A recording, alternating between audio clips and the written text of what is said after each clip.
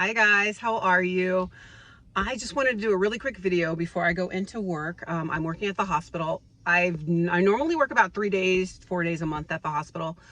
But last week and this week I have to work a lot because I have one of my sons, his tuition and for his dorms and everything will be due in very soon for next school year. So, you know, these bills don't pay themselves. So I didn't want him to have student loans like I had when I was younger. So I'm working about 6 shifts this week at the hospital. And I'm so thankful that because I don't have to work at the airport until maybe 3-4 more weeks, I'm able to just go ahead and stack this cash before I start my airline job. So very soon you guys are going to be getting some airline vlogs, which I'm super excited about.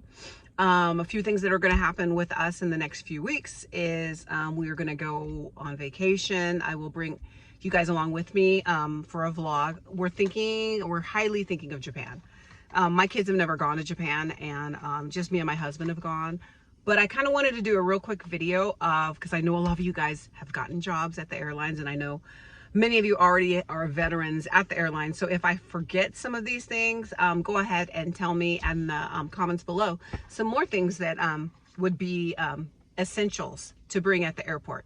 So this is for people that work at the airport, whether you work for ramp or whether you work for baggage service, whether you work for ticketing, cargo, all of these things. These are some of the things that I have learned that I need when I work at the airport, okay? Number one, good supportive shoes. Sometimes it's very expensive at the very beginning. It's over $100 sometimes, but they last long, and your feet, your back, all of that will, oh my gosh, thank you. It is so important to have shoes that are supportive and that protect you and all of those things. I use Dansko. People use different things. Sometimes Danskos don't work for people. Some people use Clarks. Some people use Nikes, whatever works for you. You guys go to the store, try them out, walk around, and you guys will see what works. Number two, a water bottle. I'm not saying that you need to fill that water bottle up, because many times at the airport, at the airlines, even at the airport, there are water filling stations, but just make sure you have enough, just something to be able to make sure you stay hydrated at the airport. These shifts sometimes can be long, draining, especially summer's coming up. So just make sure that you have access to water and that you're drinking and staying hydrated. Since summer is coming up, especially for ramp agents, make sure you bring your sunscreen. Make sure you bring something to protect your skin, whether it's sunglasses or a hat or whatever is uniform compliant to protect yourself from the elements. Most of the time, every single time I've worked at the airport, we do have access to our own lockers that we lock. And so we can bring our own personal items. So for me, I bring a toiletry bag, and in that toiletry bag, there are things like deodorant, toothpaste, mouthwash, lotions, different things like that that you think that you might need, that if you forget to put deodorant on or something like that, or whatever, just always have that with you. Sometimes body spray for the women or even the men, it doesn't matter. We're working with people so much, and we're using so much hand sanitizer that our hands can get dry and chapped, and so it's nice to always have some lotion. Coffee and coffee creamers. If you guys are coffee people, most of the time at the in the break room, there's coffee. Sometimes it's a big coffee and somebody is always making the coffee for everybody, but sometimes there's no coffee, so you need to bring your own coffee and creamer. A lot of times it's the Keurig. Let me go ahead and get mine. I'll show you what this is what I'm bringing to the hospital. You know, just like the little creamers, the coffee pods. So that's important to always have and just kind of put in your locker.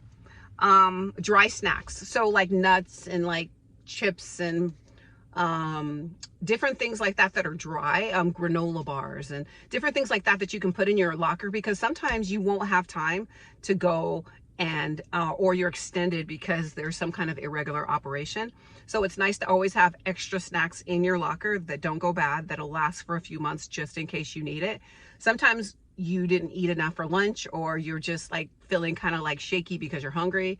So it's always nice to have snacks in your locker ready to go. Something else is bring your lunch. Like A lot of times if you don't bring your lunch and you got to go eat in the terminal, it gets expensive. I know that we get a discount, but most of the time it's only 10%, 15%, and you still have to wait. And sometimes with as many people there, we don't take cuts. We get in line just like everyone else, and we're standing in line, and then it might even take your full lunch break to even just get to the front of the line and for them to make your food. So if you bring your own lunch, you have your lunch and you can just start eating and relax and get off your feet and not have to be around people unless you want to. Sometimes it is fun to eat in that terminal because it's a treat, and it's just, you kind of want to like treat yourself when you're doing it. But it does get pricey, it does get expensive, so it's totally up to you. But if you want to bring a lunch, that makes a lot of sense. But if you don't bring a lunch, make sure you bring your money, your debit card, your Apple Pay, whatever. A lot of airlines don't, or a lot of airports don't take cash. So just make sure you have your electronic payments. Let's see, gum and mints, obviously, because you're around people and you just kind of want to feel fresh sometimes. And even your AirPods or your